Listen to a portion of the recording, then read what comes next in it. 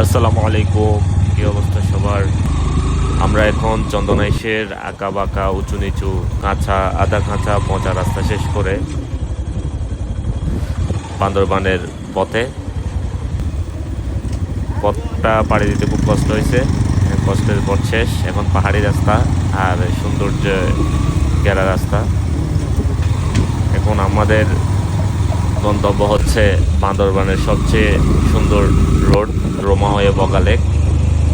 আর শেষ গন্তব্য হচ্ছে বাংলাদেশের তৃতীয় সর্বোচ্চ চূড়া কেওক্রাডং।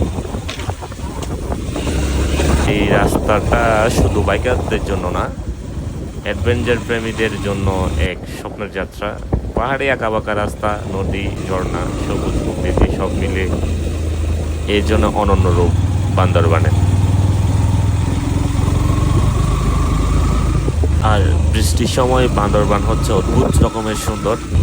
যারা আসলে সরাসরি এসে দেখেনি সৌন্দর্য, তারা ভিডিও দেখে বুঝতে পারবেন না।